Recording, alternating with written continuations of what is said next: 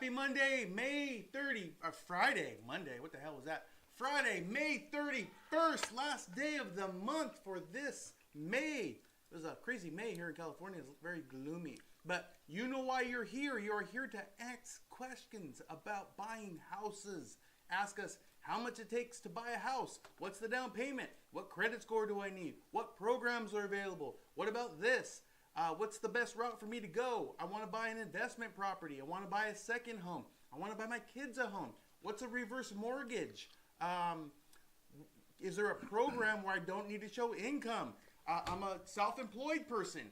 I don't show that much of my taxes. What can I do? I have enough money for down payment, but I don't have a steady stream of income. I'm on retirement. I collect Social Security, SSI, SSD, whatever it may be, guys. Whatever your thoughts are, fill up this chat box. This is going to be a good Friday.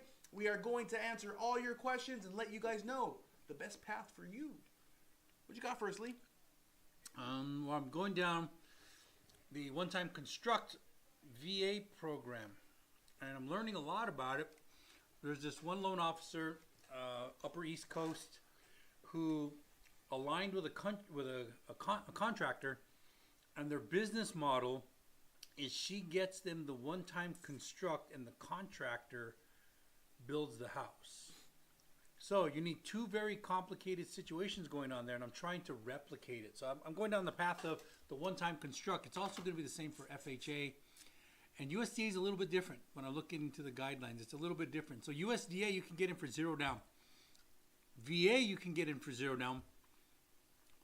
FHA, you need 3.5% down. So the one-time construct allows you to choose a contractor. It's kind of like the 401, not the 401k, the 203k FHA loan. How you need to have a project manager, and you need to have a before renovation valuation, and then an after renovation valuation.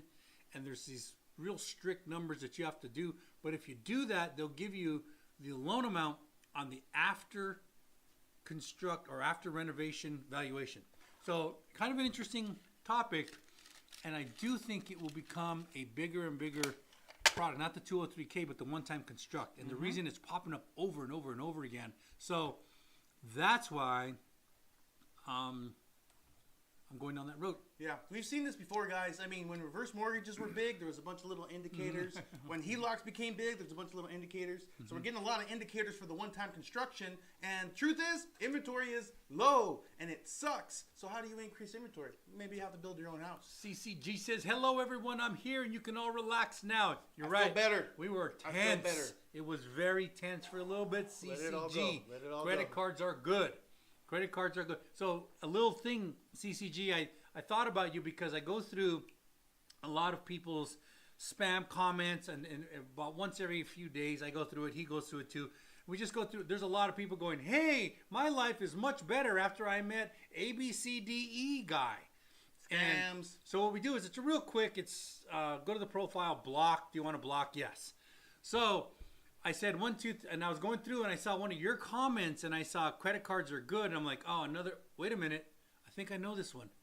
No, this one's a real person. This one actually gets in on our lives. I'm not blocking them. I like this one. So anyway, I thought about you yesterday when I was doing this. I agree, CCG. Credit cards are good. Today's your lucky day. I'm in your presence. I know that's why y'all came here. I'm glad you got a chance to see us today. Whoville Hater back in the house. How you been, bud? Someone came to me, just went through Chapter 7 bankruptcy. How long does that have to wait? Whoville Hater, a realtor? I think so, right? Realtor? He's I think property manager, investor. Property manager? Okay. So for Chapter 7, Chapter 7 is important because if you do a Chapter 13, I can literally do a refinance or finance while you're in Chapter 13. I can actually do it while you're in bankruptcy. I can do you have to pay a certain amount of payments. You have to do it by the rules, blah, blah, blah. But 7, there's 2 big dates on a 7. On 7, it is your file date, which everybody thinks that's the date. They're like, hey, this is the day I told everybody I'm in trouble. No, because for the next 6 months to 2 years, the court's gathering the documents to find out what are we actually discharging. And then there's discharge date. The only thing I care about is the court dropped the gavel and they discharged on that date. That gets very confused all the time because people come to me and they say, hey, Lee, I filed a bankruptcy in January of 22. I'm like, cool. If it's January 22, well, then we're in past January 24. We're good to go. When I pull the credit, it says, yeah, it was filed in January of 22, but didn't get discharged till June of 23. Well, the real date is June of 23. So I can't do anything until June of 25. So it's a 2 years. That's the easy answer is 2 years. Yeah. Exactly, I agree 100%, says CCG. Cool, appreciate you. Huvalo is talking about writing a book. All right, writing a book about what? What are we talking about? Hey, KK, it's great to see you. Yeah, we haven't seen you in a while. Wonderful to see you every single time. You're our ambassador. We love you. It's great to see you. Yeah, so what kind of book? I mean, what are you going to be the authority on? And writing a book, that's tough, man. That's tough, especially now that you can't even hold a book anymore, or people don't want to hold a book. And then the other side of that is, if you can get a book published, it's just like the movies. It's all about who you know and who's going to put you on the show. I got a friend who keeps publishing books, and he thinks he's going to be famous because back in the day, if you could publish a book, you were a badass because you had to go to a publisher. Publisher had to pay for it. Nowadays, you can go online and go, hey, I'd like to publish my book. Can I just pay you $300 and you publish my book? And they're like, yeah, sure. And they'll send you a hard copy. And they'll say every time you want one, it's $30 unless you buy 1,000, in which case it's $7. And everybody's walking around going, I'm a published author. It doesn't mean what it used to be. It's not. It's like saying, hey, I'm on TV. I'm live. Well, about 30 years ago, you were a big deal.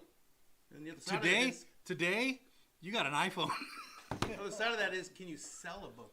Ooh, that's tough. Yeah. It boils down to content. Value. What's your value? Well, it's not just that. It's that you have to get in front. It's just like this right here, TikTok, okay? You go on TikTok, who are they going to put us in front of?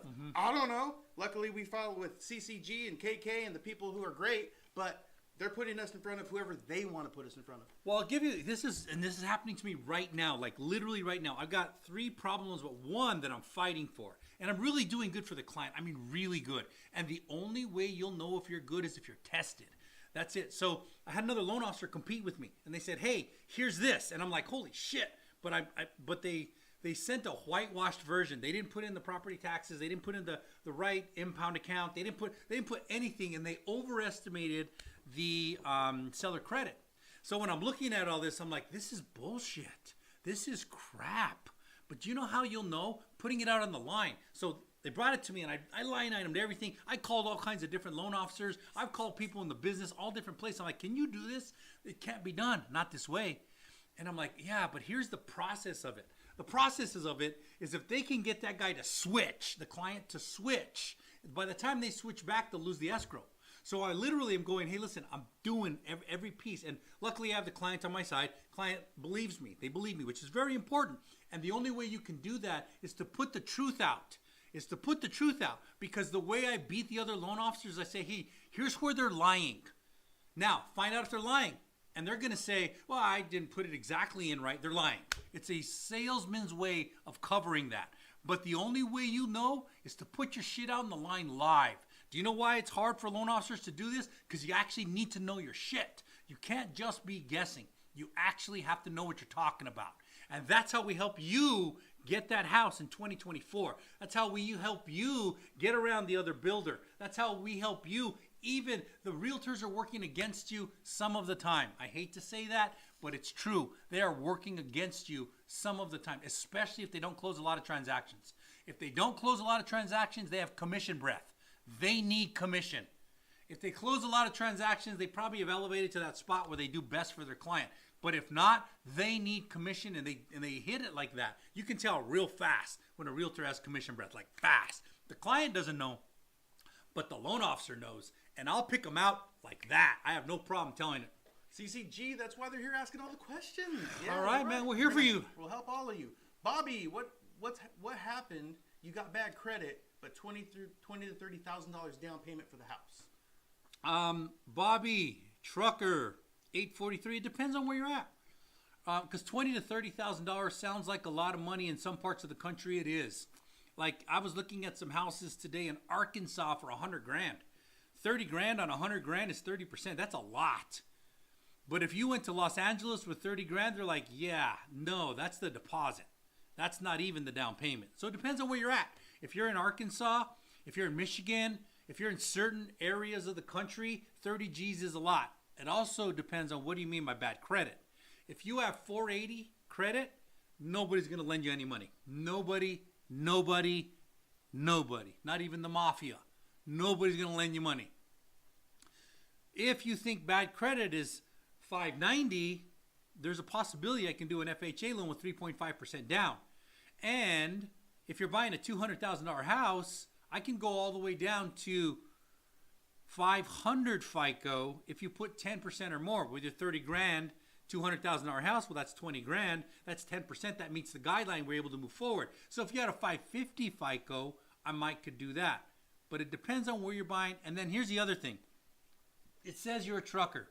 If you're a trucker that makes 100 grand a year, we got a good file. But if we don't know where your income's coming from, we might not have a good file. Yeah. And your saving grace, Bobby, is at 20 to 30 G's. If you are on the lower side of 600s, if you're at the 580 or above, it's tough to get qualified. But the fact that you have money to back it up is going to really help you, because most people come to us right above the line at 580. They only have a couple $1,000s in their savings, and that's enough for the battle. So you're in a good spot. Hoovla Hater, I'm a realtor and a property manager. Realtor and a property manager. And Hoovla Hater, being a realtor and a property manager puts you knee deep in the business, because you get to see what do really rents go for. Is it important to pick the right tenant? How important is it to pick the right tenant? I want to hear give me a good story. Give me a good line in there. Because I'm telling people, they're like, hey, I want to be a landlord and set it and forget it, and then I just make money coming in. I'm like, that's not how it works. That is not how it works. He's in New Mexico, right? No, Hoovla Hater is, I think, in San Diego. Oh. Or just north of San Diego. I thought he said he had his properties in... He had like 400 he's got like 400 doors or something like that. Where are your properties at, Hoovla Hater? No, it might be Las Cruces. We got a lot of regulars here. We love the regulars. Well, I want to know what the renter laws are and the owner laws, because California sucks. So I want to know where you're at. How's that stuff going? I know it's kind of a thing going out throughout the country, and people are taking advantage. These guys are my guys. I appreciate you, KK. We both love you, man. Love you both. These guys are amazing. Tim Holland, thank you for the love. Appreciate you. Hoovla Hater, you can go to Amazon and self-publish now. They print on demand. Yeah, I know. I've got some friends that they still are living in the, 80s. Yeah, about 80s. And they think if I published a book, I'm a big deal. Because in the 80s, if you got a book published, you were a big deal. You were a big deal. That was a big deal. Today, it just is. I went to Amazon and I self-published, and now I'm an author. Yeah. And nobody reads books anymore. As a rule, we all go to Audible, book on tape. I mean, I'm jealous of the people who can sit down under the sun at the pool and read a book, because you can lose yourself in a whole different world. But I think most of the world has ADD problems because of the phones and the technology, and it's time. Yeah.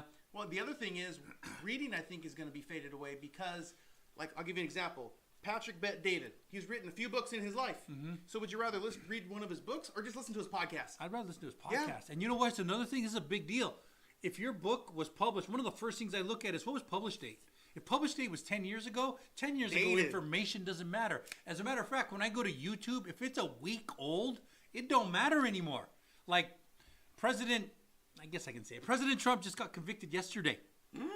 Anybody's information that was over a week old, I don't care about it anymore. It doesn't matter. It doesn't factor at all. It's not even in the real world today. Because today, for the first time in the United States history, we've got a beloved president who is a convicted felon. What? That has never happened. Tucker Carlson said, this is the day that the fairest justice system in the world died. And I do believe that's true. I believe it's true. And I don't care what side you're on, that's a very horrible situation. Tim Holland, hey, I'm a vet and I want to build $750,000. I have 20% down and I make 140, I'm assuming, thousand. Is that possible? Tim Holland, we're just talking about you. There is something called a VA one-time construct loan. Yes, it is possible. You can buy the land. It is a very complicated loan. I would like to help you with it. What city and state are you in? If you really want to build and you want to buy the land and you want to build it, it's not a simple process. First, you have to buy the land. Second, you have to find a general contract that's approved by the VA in order to build this thing.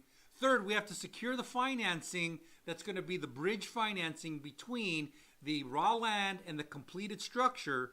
And then the VA has to approve all of this in order to make it happen. But can it be done? Yes, it can. There's a VA one-time construct loan. Tim, I'd like to help you. Yeah, guys, please load up the chat box. We won't fill it up. We're going to answer every single one of your questions. KK sent us, what is that, a heart? I don't know. It looks like a box of chocolates or something. KK, you're so badass. I agree. You taught us you taught us the hats and the mustaches. You taught us. We didn't even know we were getting these little coins and stuff because we don't spend a lot of time trying to make money on TikTok. It's not our thing. We don't get that kind of stuff on YouTube. We did find out that it turns into money. I got like $4 the other day. I was like, Sweet. hey, we got $4. Where's my $2? Nah, he wants his half. He's like, I want my half right now.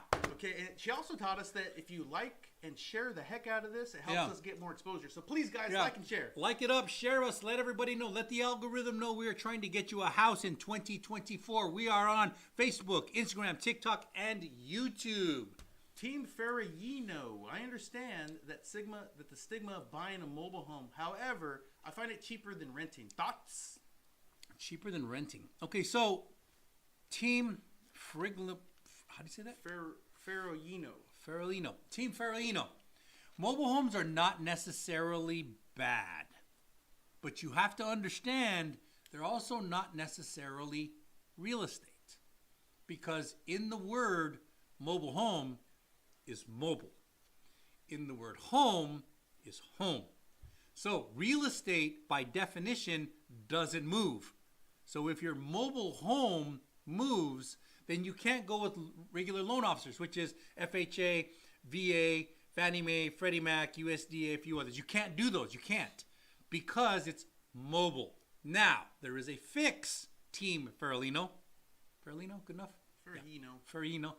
There is a fix. And the fix is, hey, I'm taking this mobile home and I'm getting rid of the tires. And I'm putting it on a foundation and I own the land. And I'm going to affix it by the regulations, which is a 433 engineering cert, some other stuff. But it is now never going to move again.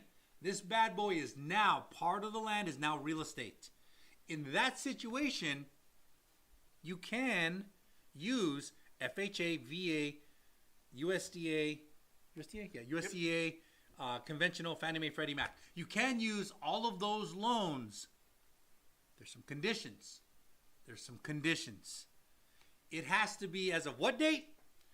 June 76. It has to be older than June of 70. I'm sorry. Newer. It has to be newer than June of 76. And it used to have to be a double wide, but that got ridden, right? That got moved. It's now single wide. So I do understand when you're first starting to learn real estate, you want to get in cheap as you can. That's everybody does. I did, he did. Everybody does. Everybody wants to get in cheap as you can. And you can do it. There's some effort in there, but you can do that, and we can finance that type of property. Yeah. And what about the stigma? So I'll give you my opinion on the stigma. Go. Who cares what people think? Who cares what people say? It's market value, not market value. Yeah. Tell them that. Kick rocks. Get what you can get. If it makes sense for you and your family, I support you. Chico, thoughts of buying land with seller financing? Chico, maybe. It depends on what you want to do with that land. Are you just trying to let it sit out? Okay, so I bought some land, and I bought some land in Rio Rancho, New Mexico. And I went to a tax sale deed about 20 years ago. I went through this phase where I was buying tax deeds. And I would go in and buy the deed for like $350. And then the rule on it in New Mexico is you've got, I don't know, a year or two to pay it off. And if you don't pay it off, the county will automatically foreclose and transfer the deed over to me. And I was buying a bunch of these because at the worst case scenario at the time, you can get 14% a year. So I put $350 in, and most of them, 90% of them would pay me back. And right at the end of the escrow, right at the end of the foreclosure, they would come in and they would pay me back. But occasionally one would slip through and I'd have a piece of land. And I'm like, I don't know what I bought. So one day, probably 10 years ago, I went out and tried to see all these, because I own a bunch of them. And I went to go see all these pieces of land. And they're in the middle of nowhere and they're landlocked.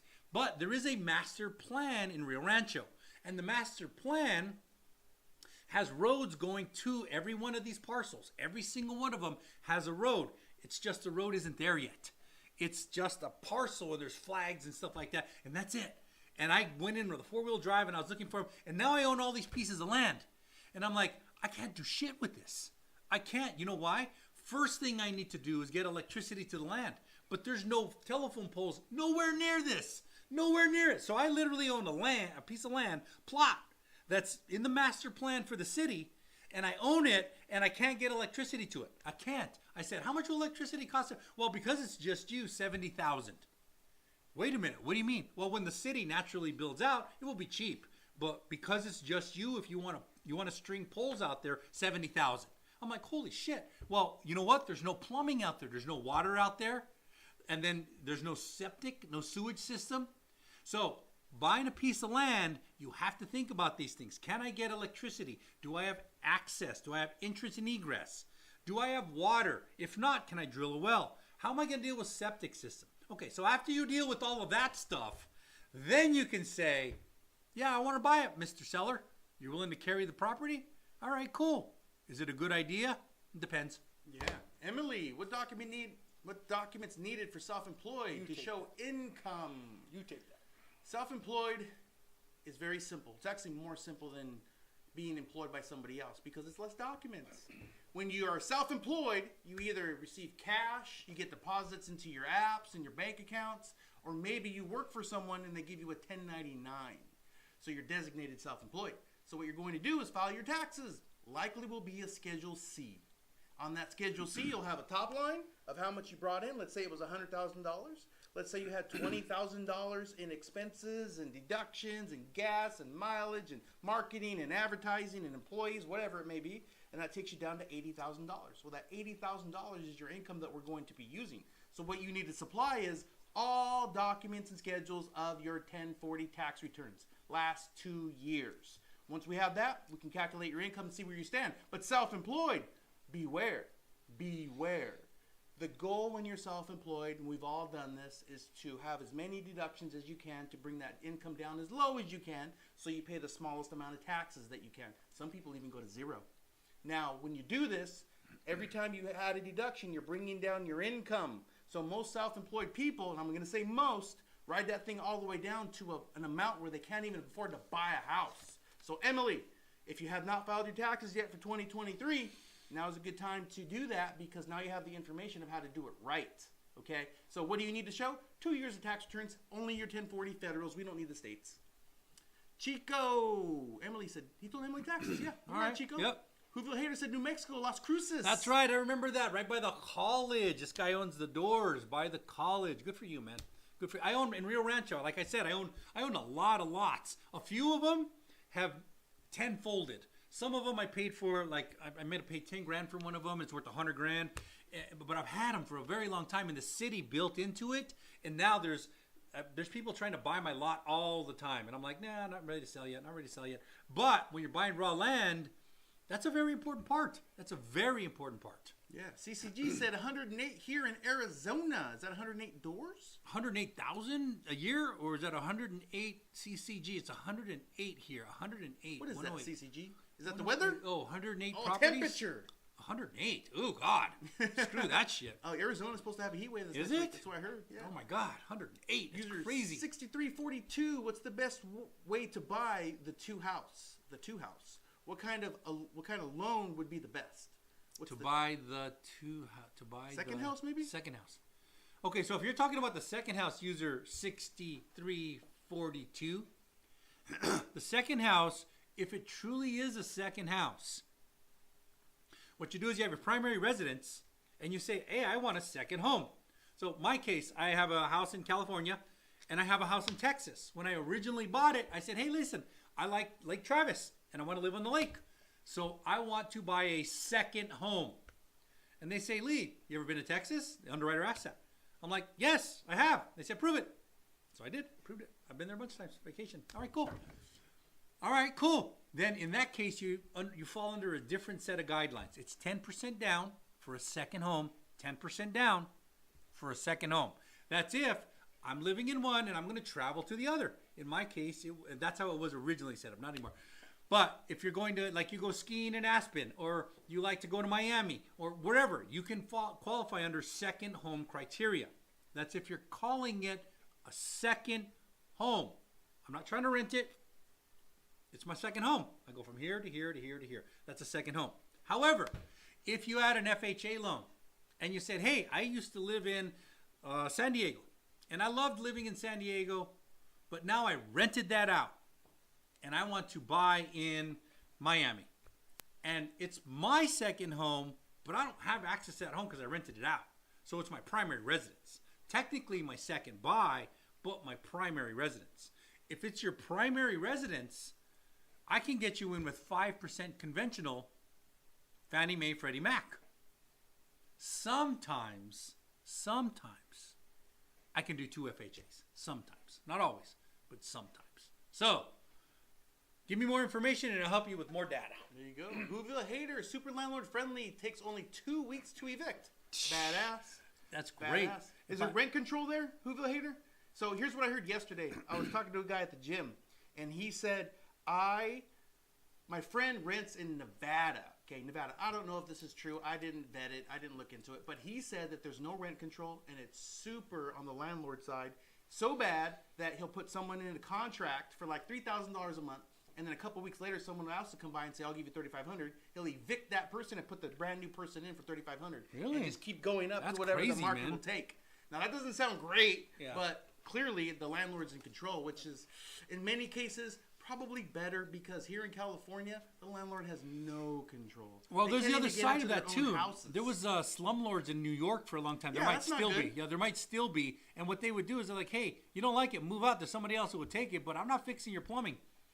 What do you mean you're not fixing my plumbing? You don't like it, move out. Somebody else will move in. Yeah, there's slumlords. So there's this weird balance, but you can swing it way too. Yes. Horrible. CCG, anyone can publish book self. Yep.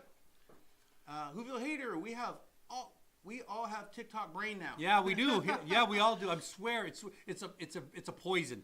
I think for all the power that technology and the fact that we have instant information, it's also a poison because if you don't understand, you're just doing this. You'll lose hours out. I've done it many times. I literally have to, for myself, I have to physically go, all right, cool. I'm with my kid right now.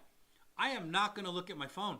I don't care if somebody's loan's falling apart right now because that's in the morning or in the night when I'm not working. So I don't care right now. I can't care because if I do, I'm going to rob myself of the reality of it. When I'm working on a loan, I put my phone aside because I can't look at my phone. It'll distract me. I can't look at my email because I'm working on this client's loan right now. That takes physical discipline. And not everybody has that. Not everybody has that. CCG and Alpha Treon agree. Appreciate User you. 6213, thank you for the love. Whoville Hater, since he's convicted felon now, he might not be able to vote. Is that crazy? And he might be able to be the president. This is it's a horrible situation. Can a convicted felon become president? Yes, absolutely, no question about it. There's not even. So the only way that he would not be able to is he actually went to prison. Because you can be in prison. You can be in prison. You lose your rights. No, you don't. No, you can be incarcerated and still be president. No, you lose constitutional rights. Okay. Can't buy guns. Can you buy a gun as a felon in prison? When you're in prison, you are incarcerated. But part of the political office of president doesn't mean you have to be free. You can be incarcerated. I know because I'm not arguing. No, I know. I've already been down that logic it out. I'm trying to logic the whole thing out too. So it's can horrible. a person in prison vote?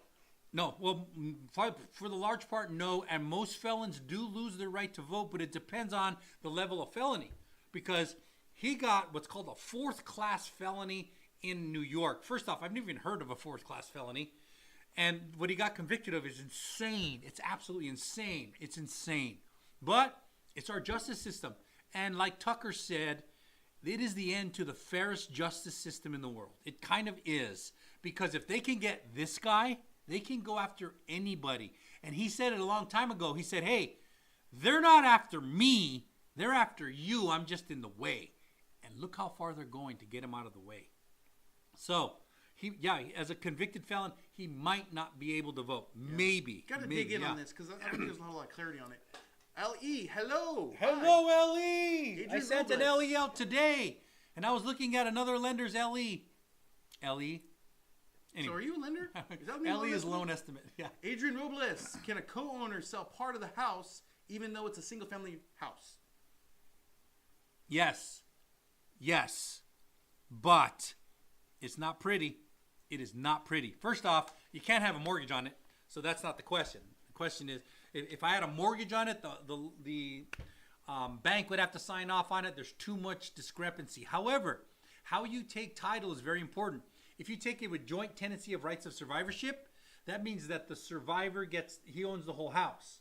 But if you take possession or ownership as tenants in common, that means that this person owns half and this person owns half. And if that person owns half and there is no liabilities and there's no problem, and this person's okay with you selling it, you can sell the rights or ownership to this half. It's just a very complicated situation. So yes, you can. Whoville Hater said, only ground a trailer right before you resell it. Save on property taxes. Look at you coming with the hacks, Whoville Hater. A-Dub, yay! I just can't get enough of your knowledge of you too. Appreciate you, A-W. love you, A-Dub. We appreciate. I think A-Dub's a loan officer, right? She Loan officer, is, brand new man. loan officer. Yeah, tell your other loan officer friends to join us. We dig the loan officers. Sometimes I log into other loan officers to watch them talk. There's a few of them that are very entertaining. Most of them are very not entertaining, man. Loans are not a fun topic. It is not an exciting, sexy topic. It's not. It's not. We try and make it fun. We do deal with real scenarios. We tell real stories. We really know the guidelines. We dig it when other loan officers are in here. I'll even occasionally jump in. They get all defensive and shit whenever I'm like, hey, oh, you're a loan officer too?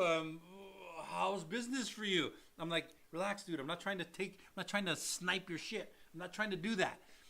Even if they are trying it on our feed, I'm like, hey, if you try on our feed, knock yourself out. Knock yourself out. Because if you're the audience tuning in to watch us, you're not going to go to the loan officer who's in the chat. You're going to call me. Why? Because my phone number's right there. And his phone number's right there. And you're going to find out we actually answer our phone. And we're not afraid to answer your questions. Yeah. And off topic. I love off topic. That's actually more fun for me. So load up the chat box, guys. Feed us some more questions and we'll answer them. Johnny said, I need a loan. FICO 605 and make $60,000 a year. It's Johnny. I can do an FHA loan with $60,000 a year and a 605 FICO. We just need to know a few more pieces of the parameters. You do need to get a hold of us. You can do that one of two ways. One, if you need a badass loan, call a badass loan officer. You can reach your badass loan officers, Chris and Lee, by calling the numbers on the screen right now. Now, don't call them right now. Screenshot it because we won't answer right now. Our phones are being used to go live on TikTok and Instagram. Our computers are being used to go live on Facebook and YouTube. So we can't answer right now. But after, you can either call us or you can go to our bio. There's a link. You can start the process without even talking to us. But we're pretty cool. You just talk to us. Yeah. Wood, thank you for the love. ZL Drone, can I purchase a second home without 20% down payment? Yes. If it's technically your second home, 10%. 10%. If it's your new primary residence, even though in your mind it's your second home, but you rent it out, the other home that you used to live in, you might be able to get in for 3.5% down. Maybe. Might happen. Whoville Hater said no rent control in Las Cruces. Yeah, that college town thing. Yeah. Those kids pay a pretty penny for a lot. It's their parents, man. It's not them. Or actually, you know what? The student loans. Student loans are crazy these days. We won't even talk about college. College is double dipping. They're scams. They're scams and a half. First time watching you guys. Are you based out of California? Said Wood. Wood. What's up, Wood? Why'd I call you Wood? Or you call me Wood? Where you get that name from? Wood? What is the penitentiary, man? Did you go like straight? Simon? Orale. All right, cool. Hey, Wood. Yeah, we're based out of California. Riverside, California is where we're at right now. New American Funding. We do business in all 50 states. We used to only do 48 states. Most banks only do 48 states. The two that are very difficult, Hawaii, New York. Most banks stay away because of their, rules, hoops, whatever. But New American Funding went the extra step. About 6 months ago, we got blue skied or greenlit, whichever one you use, in Hawaii. About 3 months ago, we got told we could do business in New York. So we're able to do business in all 50 states. So we're here for you, Wood. Let them know where we got loans going right now. What states? I got Illinois, Florida, Texas, California, Las Vegas. There you go. We're all over the place, guys. There's a few more in there, but yeah. Mia Love, any lenders is doing a loan and is rent to buy should let the person know. Any lender who is doing a loan and it's rent to buy should let the person know. I don't know what you're talking about, Mia, but I'd like to help you. Oh, should we let them know? It's a question mark. Any lender who's doing a loan and it's rent to buy should let the person know. I don't know what you're saying, Mia. There's guidelines on everything. If you're a loan officer, I think you are. There's guidelines on all of this stuff. Clarify the question. We'll answer it. Because It's Johnny. It's Johnny. Well, if the person what? If the person is saying it's their primary residence and then they're going to try and rent it, that's mortgage fraud. You don't want to do that. The guideline on FHA says you have to live in it for 1 year. The guideline on VA says you have to live in it for 1 year. The one thing you do not want to do as a loan officer is be complicit in mortgage fraud. I have a friend, or I don't know if a friend, but a competitor that used to work with us. And she used to kill it. $1 million a year. $1 million a year. Kill it. Just kill it. And she was lying on loan applications. And she's facing jail time now. Wow. It's literally someone who worked at my bank who I used to talk with. And I'm like, damn, you're killing it. And then it came out and I was like, hey, what happened to this person? Did they leave us? They're like, we're not really allowed to talk about it, but mortgage fraud. And I'm like, what? We're not allowed to talk about it. Later, I'm like, jail time? You're shitting me. Don't do it. If you're a loan officer, don't do it. Yeah. Mia Love said, want to make sure it's a real buy and not a rent to own. That's what she's saying. If this is a rent to own, should you be letting them know? Should that person be letting them know? You answer that because I'm not quite got my head around it. Okay, so if you're buying a house, and let's say it is a rent to buy. Let's say someone has a property where they're like, well, I want to rent it, and then someone can buy it. But they're actually selling it, and you're doing a loan for it. You're buying the house. Yeah. So regardless if it is rent to buy or not, you're buying the house. So Yeah. everything's going to go into your name. Mm-hmm. Everything's going to be transferred, entitled to your name. There's going to be title insurance if there's anything wrong. So you should be fine. You should be fine. But should they let you know that it was a rent to own? Yeah, maybe. Yeah, I don't think it's a big deal. Yeah. If you were renting a house and then you're buying it, I think that's what they're saying. You're renting a house and then, hey, the landlord gave me the opportunity to buy it. There's nothing wrong with that. Just don't hide it. Don't hide any piece of it. Because usually what's happening on the back end, and the underwriters know how to look for this. They're like, hey, I'll say I'm selling it to you for $300, but I'm really selling it to you for $400. You just give me $100K on the down low, and we'll just satisfy that note separately. That's not cool. Can't do that. Yeah. It's Johnny. Thank you for the love. What's up, Johnny? Just saying. 4. Can I get a home loan as a first-time buyer with a 620 FICO around $85,000 a year? Just saying. Yeah, all day. You fit in every criteria. Saying. Yeah, you fit in every criteria. FHA minimum FICO is 580 if you want to do 3.5% down. If you want to go more than 10% down, you can go down to 500 FICO. But 580, 3.5% down. Fannie Mae Freddie Mac, which is a conventional loan, 620, and we're able to go. Yeah, DeBrew78. Are you guys not answering HELOC questions? We are answering all the HELOC questions. Every single one of them. All of them. HELOC, HELOAN, second mortgage. He-Man. He-Man? Masters of the Universe? By the power of Grayskull, I am the power? Holy shit, we went there. What's his cat's name? I don't know. Well, you know everything else. Miss Jasmine. Hey, guys. Do you provide HELOC or refinancing on an investment property under an LLC? Hey, Miss Jasmine. Miss Jasmine. No. Just no. Okay, why? All right, yeah. Now that you twisted my arm, Miss Jasmine, I'm going to tell you. I got to tell you how this works, okay? So, I know it's popular to say I'm going to transfer my property to an LLC.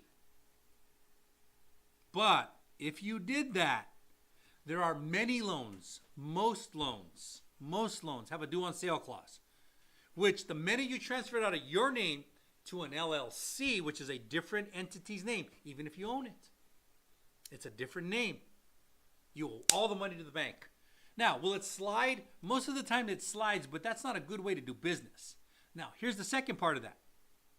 Banks finance a person, not an LLC, at least the kind of loans we do, which are Fannie Mae, Freddie Mac, FHA, VA, USDA, a few others. So those finance a person, not an LLC. An LLC is a corporate loan. It's a company loan.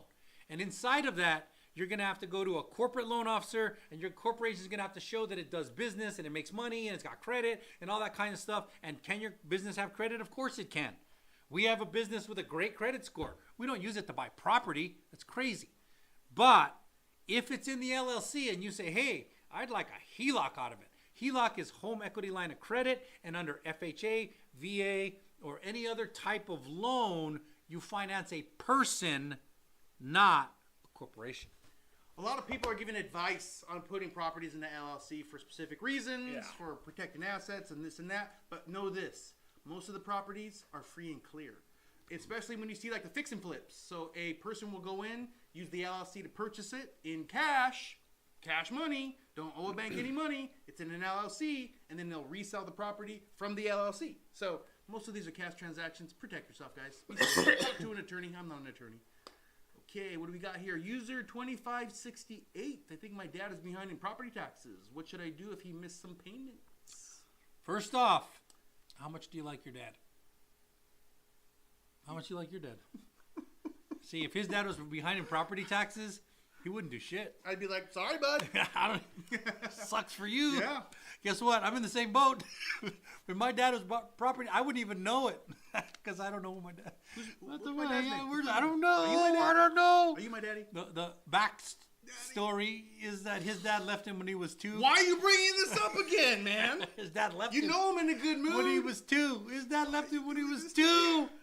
My dad left me when I was 2.5. I miss him. I don't even know him, so I don't give a shit. Anyway, so if my dad's behind in property taxes, what should I do if he missed some payments? Well, first off, property taxes are a weird thing because they will let you go in arrears for a little bit. If you have a mortgage, the mortgage will automatically cover it.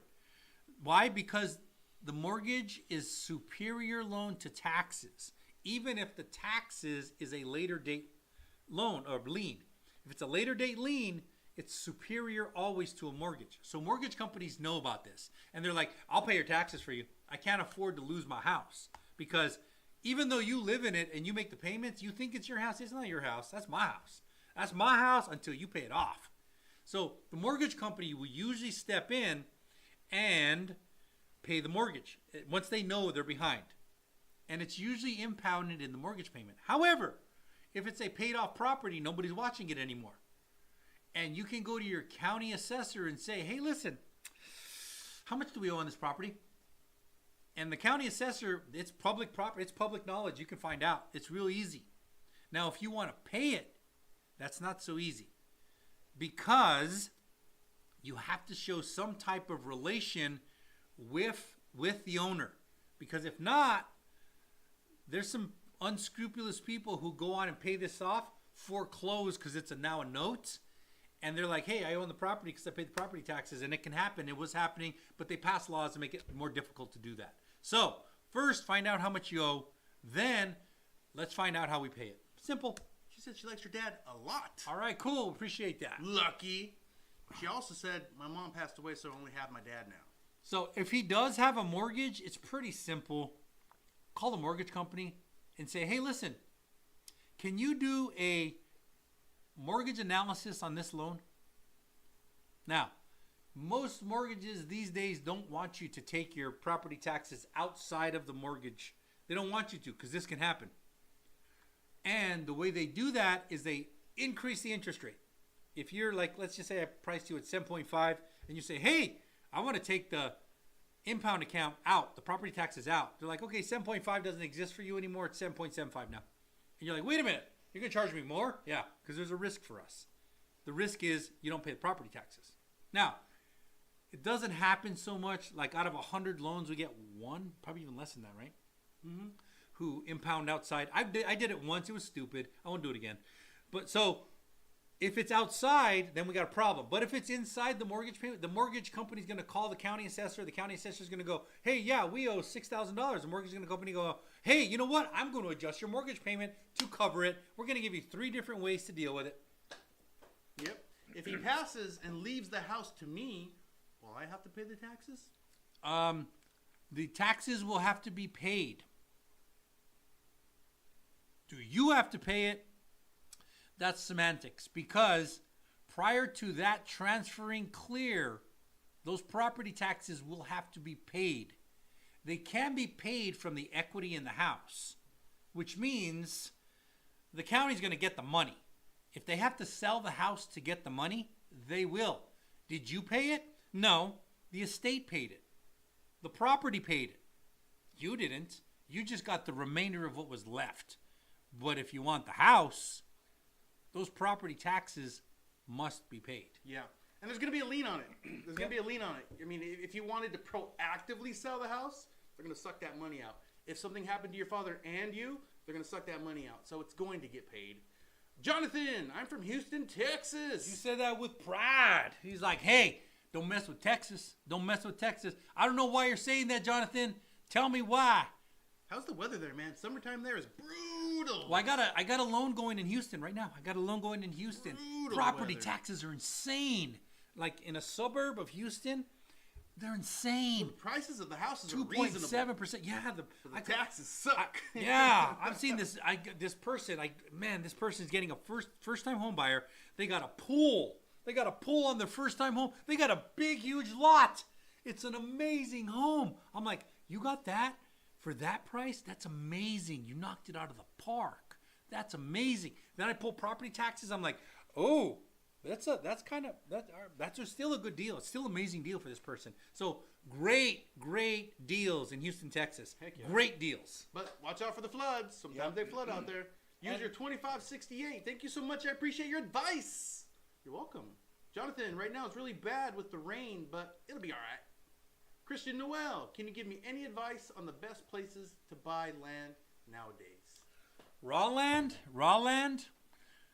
Okay, so it's not going to be place. It's going to be situation. Because you can go to California and you can go right in the middle of the desert somewhere and probably get a little piece of land for $3,000. So you're buying in California and it's land, but it's so far away from anything. That's not a good situation. It's not a good situation. So if you found a piece of land that is in an upcoming area, and it's just land, but the master city plan says there'll be electricity here in about a year or two, and we'll have sewage and water, and we might even have a dirt road in about 10 years, or a paved road in about 10 years. That might be a good situation. And it's going to be the same everywhere you go, because California is very expensive, except in the desert where there's nothing. It's super cheap. You can get super cheap land, like super cheap land. Like I own some land in California. Where? Oh, about 20 miles north of Barstow. You got nothing. What's the name of that place? Desert? Yeah. Well, there was a place called California City, and about 10 years ago, more than that, 20 years ago, about 20 years ago, this entrepreneur came in and he bought all of California, bought the city. He bought the city. Huge. For like $100,000. Bought the city. And then this guy, very ingenuitive, put some swimming pools on it. He put a motel on it. He put like this resort, and then he just started selling raw lots of land. And he'd get people over and he'd put them up in the resort, and it was a timeshare situation. Called it a destination, right? He called it destination. And it wasn't really timeshare. He was actually selling the land. What he didn't really tell people is there's no Walmart there. There's no Home Depot there.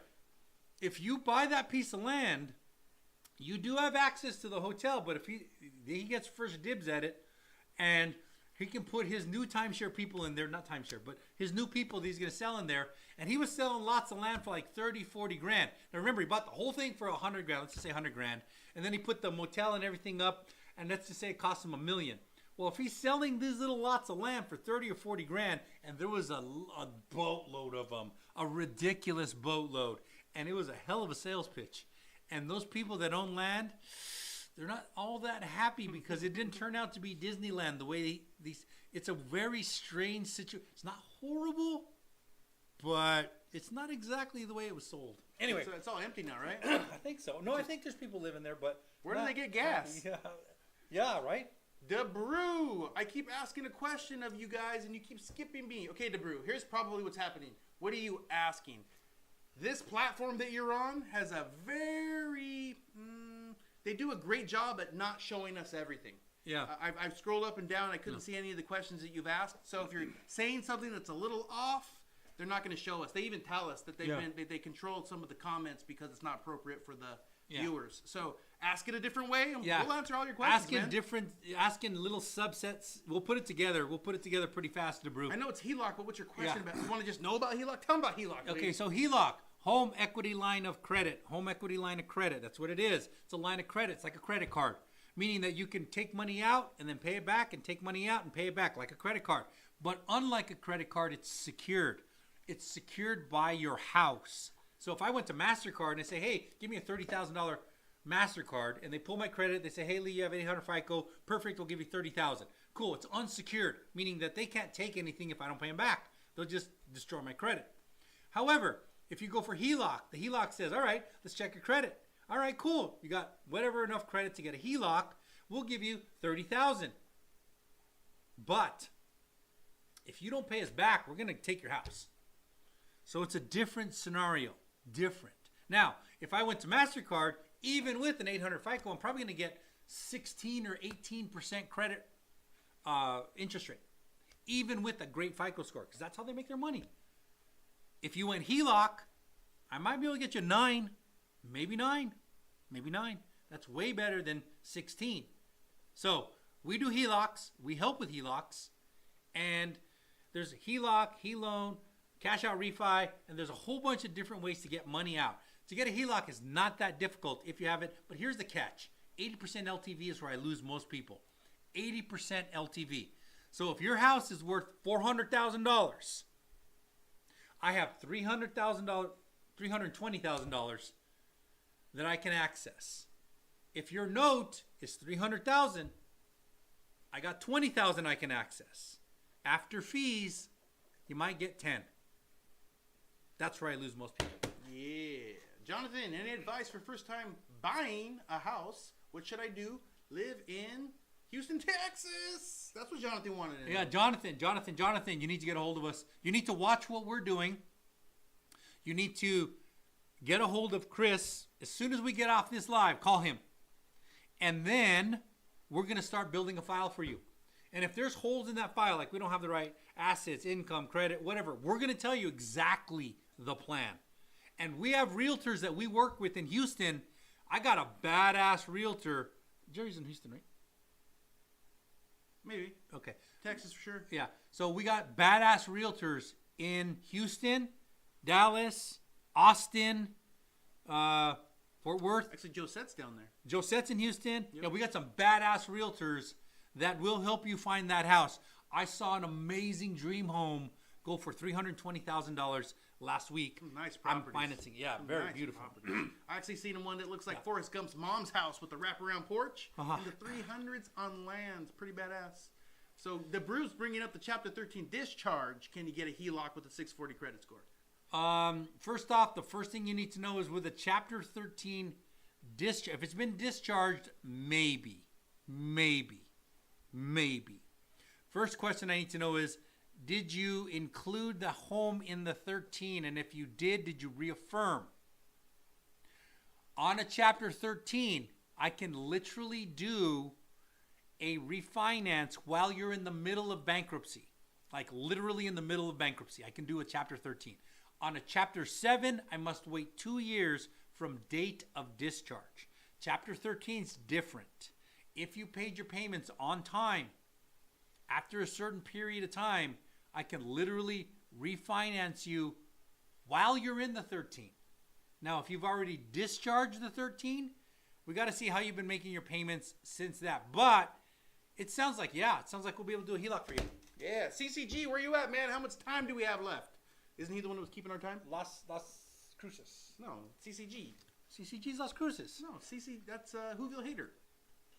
Oh, shit, I'm mixing them up, man. Yeah, I Doesn't know. even know- We love our fans. Come on, I just man. love our fans. In the infamous words of Joe Biden, come on, man. Come on, man. So how do you feel Come about on, the man. whole thing going on? The whole T-Money being convicted? Dude, I'm hurt as an American. Mm-hmm. I'm hurt. Here's why. Because if he was not running for president, do you think this would happen? Never in a million years. No, never in a million years. But because he is, they stood on this is a crime. I don't know if he did it or he didn't, but I know the very fact that it made it to court when the rest of the world doesn't get that kind of prosecution. Alvin Bragg does not prosecute people. He doesn't. But because this guy, that's a selective prosecution. And I'm really hoping somebody takes him up on that. I don't know if it's a law or something like that, but I think it's illegal for you to do selective prosecution. Now, he can stand on the fact and go, well, I did my job, which he did. He got up there and he said, I did my job. I followed the facts. I'm like, that's not a lie. But you, percentage without perspective is bullshit. If you don't understand, this guy has let all these other people go and go, hey, wait, I hate him, I'm going after him. That's selective prosecution. That is horrible. So Luna said, just made my first house payment today thanks to these two fantastic guys. So people call them. We appreciate you, Celso Luna. We love when somebody comes on board. They get to watch. Dude, I'm telling you, we have helped so many people from this app. It's amazing. I love to see when people own a house. I freaking love to see it. And they're fights, man.